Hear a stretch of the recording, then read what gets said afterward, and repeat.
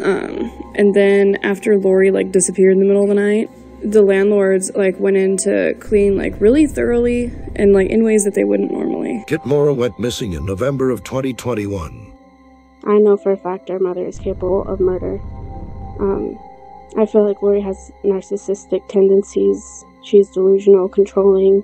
She lies a lot. She's very self-absorbed.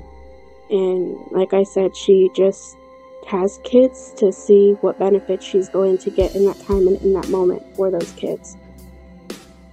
Yeah, I'm pissed off, you know, and it's like, I'm so angry about the whole situation. I don't understand it, and it doesn't make sense to me. And it's like, I posted all of this out of anger, and now it's getting seen, and people are understanding the type of person that Lorie really is. Did Lorie have anything to do with Kit going missing? Could she have killed Kit? Where is Kit Mora? Are they still alive? This is Unsolved True Crime.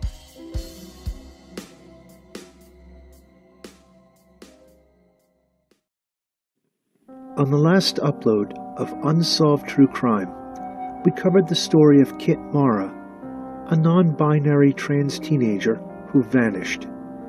Kit's family strongly believe that Lorie Sue Nelson is responsible for Kit's disappearance. Lorie Sue is Kit's mother. Before Kit went missing, screenshots revealed Kit wanted to identify as a boy. Those who remember Kit say that they didn't come out to them, so, for the sake of this series, many of the family will refer to Kit as she, her pronunciations. Lorie Sue Nelson was born on the 13th of January, 1985. Growing up, Lorie had a hard life, but Lorie was also not easy to live with. What you're about to hear is testimony from Lorie Sue Nelson's mother. Deanna Nelson would shine a light on the life of her daughter. So, Barbara Hagedorn was her therapist. So, when I was with her father and her half-brothers, well, you know, love was blind and everything, and here my sisters and everybody was trying to tell me, you know, there's something, something's not right with Lorie, something's not, you know, because her behavior and everything. And she was being molested this whole time. And she was told, not by her dad, it doesn't give her an excuse, because she was validated. We went to counseling for a year and a half until the counselor said, but the counselor, the child psychologist, she told me when she starts doing this and she starts dressing provocative, and she could either turn out to be molesters, or they'll turn into drugs and alcohol, prostitution, and all these other things. And when she was 13, when Lorie was 13 years old, my time, 12 years old, more uncontrollable than ever. Skipping school, you know, running around doing this. And you know how they talk about the Becca Bill? Well, I checked on her. I looked for her. I searched for her. She's a runaway. And she was running away, doing what she wanted. You couldn't tell her what to do. You know, there was a time a police officer came to the house, and she was so awful, and I popped her right in the mouth. Not with a fist, I backhanded her. And she got a little cut on her lip, and I called the cops to come out here. And so the cops came, and she goes, look what she's trying to get me arrested. She is the most manipulative. She's the victim, no matter what. However, Lorie is an adult, and I was carrying guilt. I was feeling terrible. You know, she only got worse and worse and worse and worse and worse. Kit was born in 2005 on April 22nd.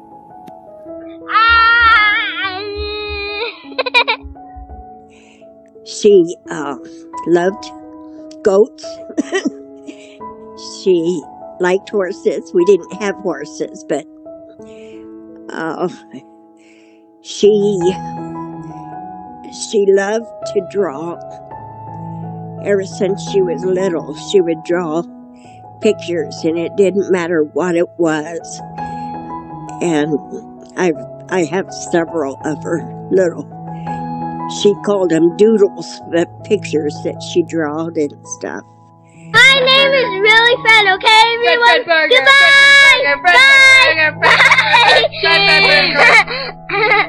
We went to the park, and it had been a few years since I had seen Kit, and we ended up meeting up with her at the park with her sibling on her dad's side, and her mom and me and my family, and we raced at the park. And I remember when we were racing, Kit ended up falling and like totally ate grass, and it was so freaking funny. Even Kit was laughing, and then was like, "It's not funny."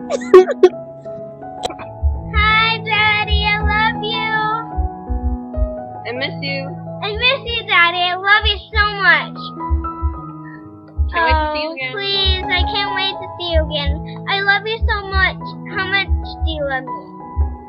Oh, I love you too. At school, I had very few classes with them, but we mostly just sat together at lunch and stuff or breakfast. But in class, they were always really anxious, and they would draw a lot. You know, they wouldn't really talk much. I got it off and now I feel empty inside. Like when Kit would laugh, like that's my favorite thing, to see Kit laugh. It's just a laugh that you can like never forget. Well, first of all, I got like this little pterodactyl dude. He's pretty cool. I got like this derpy Tyrannosaurus, this thing here. Hi, Dad. I love you. I love you so much. Here's my friend Charlie. I love you. The awkwardness. My name is Esmeralda. Foxy, Snowball, or Foxy? Okay, I'll be right back. I want Snowball. Oh, here she is. Give her a kiss. Give her a kiss.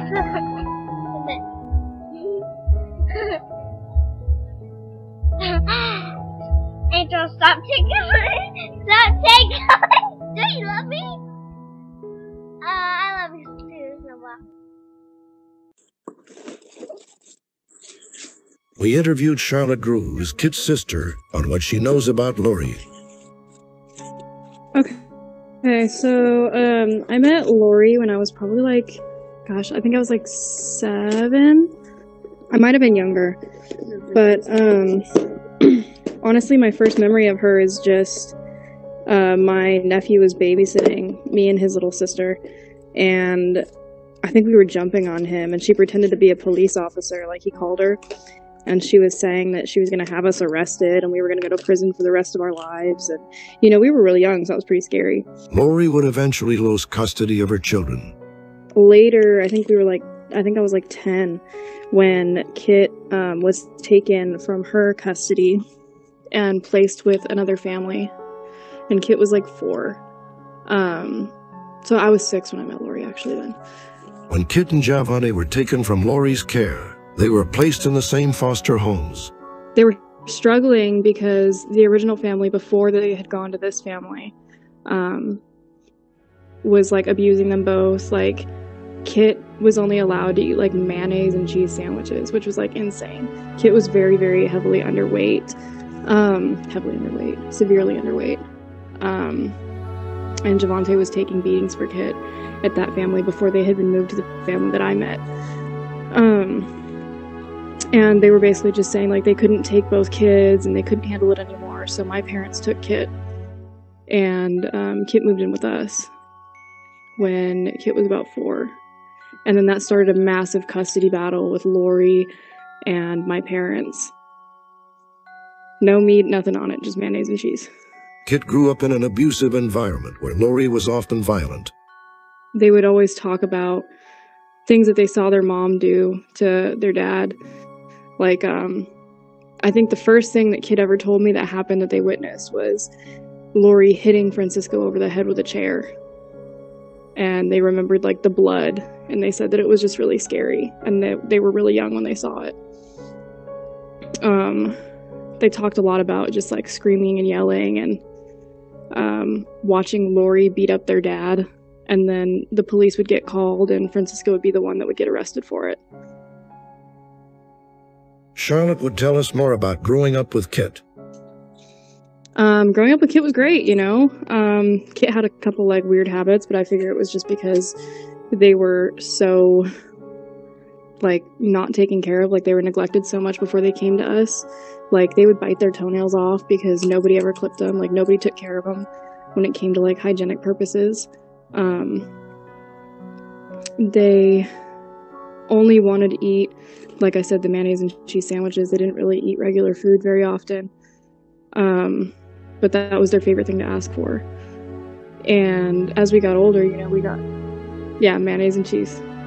No meat, nothing on it, just mayonnaise and cheese. And they would always talk about things that they saw their mom do to their dad.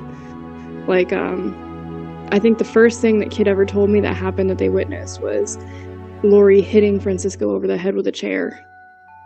And they remembered like the blood, and they said that it was just really scary, and they were really young when they saw it. They talked a lot about just like screaming and yelling and watching Lorie beat up their dad, and then the police would get called and Francisco would be the one that would get arrested for it. I don't know, it's like Lorie has this presence that when you're around her, you can feel like just this negative, heavy energy coming off of her. I mean, like you run into people, you know, and you can just feel something about them. Like her words, like no matter what, like it just seems like her words are like candy. They're amazing. But the energy and the faces, I mean, she's terrifying. I mean, she's textbook. And I mean, I've heard a lot about her childhood. I've heard a lot about how she grew up and things that happened to her, things that she did to her siblings. I was told that Lorie was sold as a child. Lorie and her siblings were sold as children.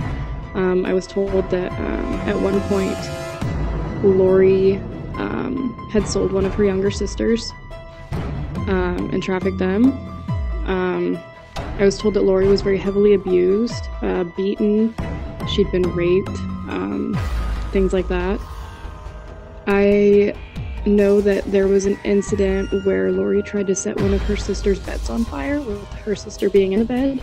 Lorie tried to kill Javante and Malia when they were very little. She tried to drown them.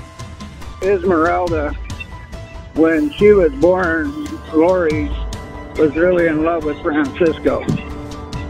Francisco and her fought quite a bit.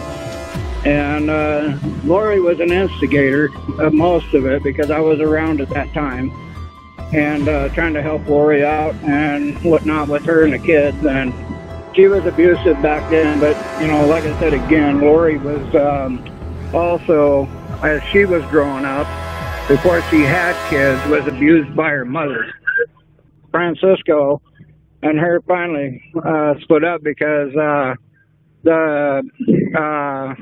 Francisco's parents, I think, are the ones that CPS when they got involved, and she was so mad at Francisco, and she was going to kill Francisco, wanted him killed, and blah blah blah, and then when Esmeralda got taken away, she told Francisco that straight up that she was going to get even with him one way or another. Bonnie grew as Kit's grandmother on her father's side. Bonnie would tell us more of Lorie Sue's abusive side. When she was with my grandson, Francisco, Kit's dad, she would stab him, bite him, throw things at him, all kinds of things, and he wouldn't tell the cops that it was her, so he would get arrested, and because he didn't want to be a snitch, is what he said. Bonnie and Charles would gain custody of Kit. Bonnie would tell us more about Kit's stay in their home. It was hard for her to make friends when she was younger because the home she was in before we got her, she said the ladies' boys, the older boy, I guess, abused her and stuff. And so it was hard for her to make friends. She lived with Charlie and I until we got a divorce in 2012. And then she Charlotte and I. And then Charlotte and Ezzy and I moved to about 5 miles down the road. And she went to school. I would have to drive her down to the bus stop from where we lived, and that was about 1.5 miles, 2 miles. And then I would have to go pick her up when school was done. But in the wintertime, sometimes I couldn't get out of my driveway. So that is one reason that she moved in with Charlie. Well, that and she loved him, but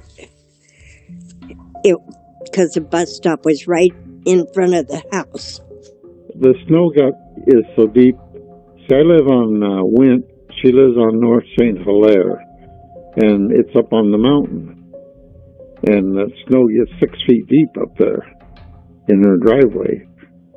So we brought her down here. She stayed down here, and she could get on the bus, and she liked it, so she stayed with me. And then I didn't know that Kit,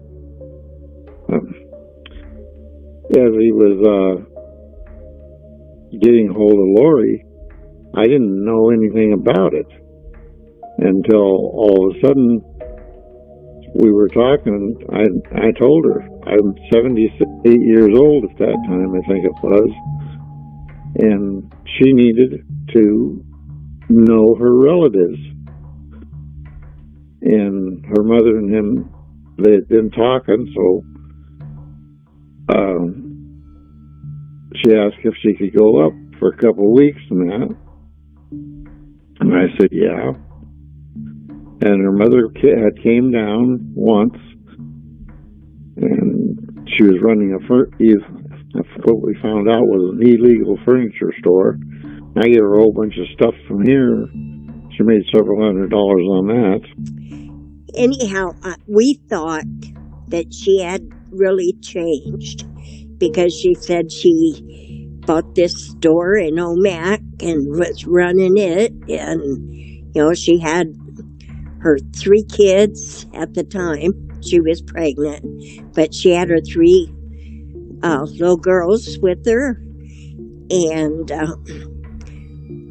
we didn't know all the abuse that was going on with them, but we thought she had really straightened her life up. Otherwise, we wouldn't have never, ever allowed Ezzy to go there, because Charles and I have third-party custody of Ezzy. In 2018, Lorie would move in with Winona Fry. She would tell us more about Lorie and who she is. Well, supposedly she's family. That's what my mother-in-law says. She was just somebody I met because she got in a hold of some family, was like, hey, I need a place to live. We just met her, and she came to live with us for a little bit back in 2018. My name is Winona Fry. Like I said, she's a family member, I think from the Canadian side, because she's Canadian. I think it's how she would be related to us.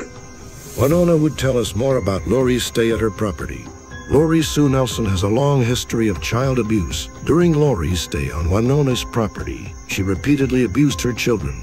Well, it started off pretty good. She seemed like a good mom. She had her 2 twins and an older girl. I can't remember the older girl's name, but she had 3 children with her. She was living out in a trailer in my yard, would come in the house, give them baths, get their dinner and stuff like that. First couple of weeks were awesome. She did great with the kids, but then it started to be a lot of yelling and screaming at the kids, which at first was kind of like whatever. But then the first incident we saw that we didn't like is with the older kid that she had. She gave all 3 of the kids a bath together, and the older kid was just playing with the younger kids, and one of the younger kids slipped. It was nobody's fault. The younger kid just slipped. And Lorie Sue came in yelling at the older kid, saying how much she hates her, and if she ever touches her younger sibling again, she will kill her. And I'm just like, are you kidding me? You just told a kid under the age of 8 that you're going to kill them because you think they hurt their sibling. And that was our first kind of, okay, things are getting a little bit weird. You know, I didn't know she was like this with the kids. And it was a lot of, she told the kids a lot of times that she hated them and she wished she would have never had them.